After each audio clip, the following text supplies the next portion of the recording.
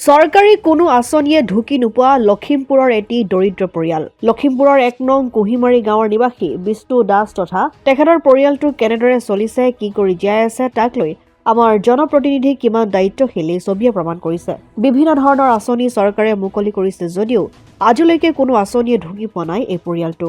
শেহতীয়াকৈ বীৰ লাচিত সেনা অসমৰ কেন্দ্ৰীয় যুটীয়া সম্পাদকৰ প্ৰাণজিৎ গগৈৰ নেতৃত্বত কেইজনমান সৈনিকে পৰিয়ালটোক খাদ্যবস্তু, পিন্ধা কাপোৰ আৰু গৰম কাপোৰ প্ৰদান কৰে। আনহাতে বিষ্ণু দাস, তেওঁৰ পৰিবাৰ আৰু কন্যা তিনিজনীয়া পৰিয়ালটোৰ দুজনেই অন্ধ।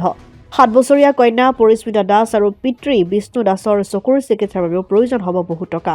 সেয়েহে কোনো সুহৃদ ব্যক্তি কিংবা দল সংগঠন, জনপ্ৰতিনিধি বা চৰকাৰক দায়িত্ব ল'বলৈ অনুৰোধ এই দল সংগঠনৰ। হয়, আজি মানৱীয়তাৰ দৃষ্টিভংগীৰ ফালৰ পৰা আমি চাব লাগিব গোটেই বিষয়টো চালি জাৰি। যিহেতু শেহতীয়াকৈ এই কুহিমাৰী অঞ্চলটো এটা নাওবৈচা সমষ্টি অন্তৰ্ভুক্ত হৈছে, বেছিদিন হোৱা নাই। গতিকে জনপ্ৰতিনিধিৰ আউৰা আউৰিত এই দৰিদ্ৰ পৰিয়ালটো যাতে আঁচনিৰ পৰা বঞ্চিত নহয়, এই কথা কিন্তু চৰকাৰে মনোনিৱেশ কৰিব লাগে বুলি আমি ভাবোঁ। আৰু আজি এই দৰিদ্ৰ পৰিয়ালটি গৃহত উপস্থিত হৈ আমি বীৰ লাচিত সেনা অসমৰ তৰফৰ পৰা অসম চৰকাৰৰ মাননীয় মুখ্যমন্ত্ৰী ডাঙৰীয়াক আমি প্ৰকৃতাৰ্থত যে তেখেতে ভাবি থকা বা তেখেতে কল্পনা কৰা অসমখন যে হৈ উঠা নাই, এই কথাটো এই দৰিদ্ৰ মানুহঘৰৰ ছবিয়ে কিন্তু প্ৰমাণ কৰিছে। এই ঘৰটো আপোনালোকে দেখিছে, এই ঘৰটো আমাৰ বিষ্ণু দাস ডাঙৰীয়া আছে, তেখেতৰ পত্নী আছে, অন্ধ তেখেতৰ এগৰাকী কণমানি আছে 7 বছৰীয়া পৰিস্মিতা দাস। তেখেতেও এই পৃথিৱীৰ পখিলা খেদা বয়সত তেওঁ কিন্তু পৃথিৱীৰ সৌন্দৰ্য উপভোগ কৰাৰ পৰা বঞ্চিত হৈ আছে। আমি আশা কৰোঁ যে আজিলৈকে এই ঘৰটোত বিজুলী বাতিৰ ব্যৱস্থা হোৱা নাই, কাৰেণ্টৰ ব্যৱস্থা হোৱা নাই।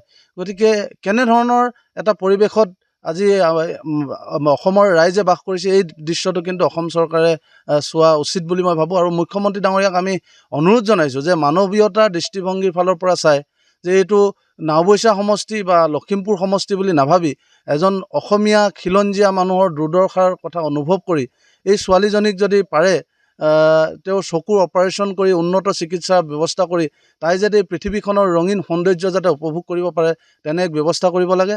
আজি আমি তেখেতৰ দুখৰ সমভাগী হৈ তেখেতৰ পৰিয়ালত তেখেতৰ গৃহত আহি উপস্থিত হৈছোঁ। আমি পাৰ্যমানে সহায় কৰিছোঁ। আমি ব্যক্তিগতভাৱে আমাৰ যদিও আশা আছে, আমি কৰিবলৈ সম্ভৱ নহয়।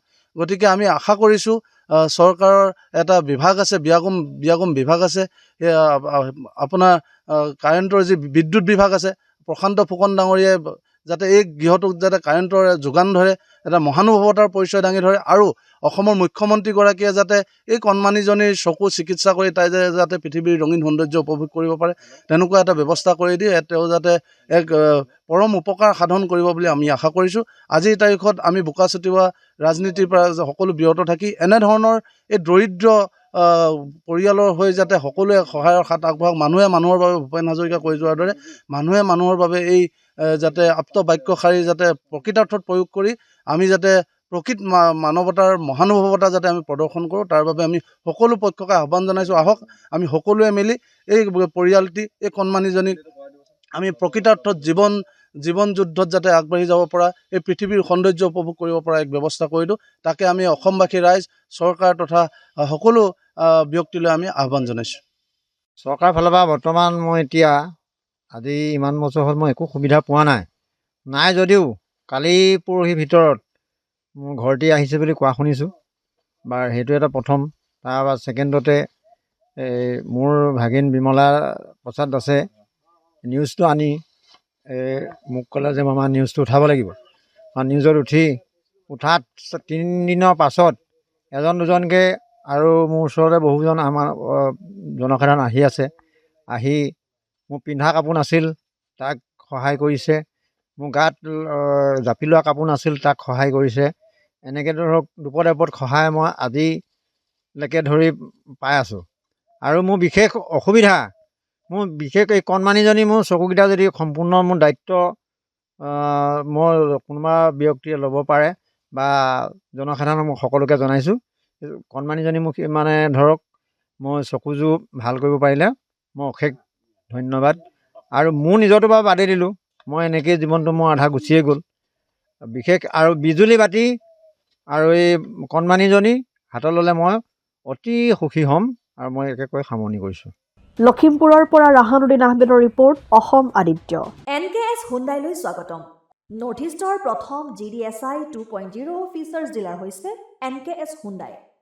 অত্যাধুনিক সা সুবিধাৰে তৈয়াৰী মষ্ট আপডেটেড হুণ্ডাই ডিলাৰ এতিয়া ডিব্ৰুগড়ত। আমাৰ NKS হুণ্ডাই ডিলাৰত open sales consulted room, customer ৰুমৰ লগতে পুৰণি গাড়ীৰ এক্সচেঞ্জ ফেচিলিটিও ৰখা হৈছে। ইয়াত চেলছৰ লগতে ছাৰ্ভিচ ছেক্টৰৰ সুন্দৰ সুবিধা আছে। প্ৰয়োজনীয় সকলো এডভান্স টুলছ, হুইল বেলেন্সিং, এলাইনমেণ্টৰ অত্যাধুনিক machine, post hydraulic lift, fully train man পাৱাৰৰ লগতে nitrogen gas filling facility, fully automatic car washer ফেচিলিটিও আছে। লগতে NKS হুণ্ডাই ডিলাৰে কাষ্টমাৰসকলৰ সুবিধাৰ্থে মোবাইল ছাৰ্ভিচ ভেনৰো ব্যৱস্থা ৰাখিছে, য'ত হাইড্ৰলিক লিফ্ট, ৱাছিং facility, wheel balancing, tyre pressure check কৰাৰ লগতে বহুখিনি সুবিধাই উপলব্ধ আছে। NKS হুণ্ডাইলৈ আহক আৰু সুবিধাসমূহ গ্ৰহণ কৰক।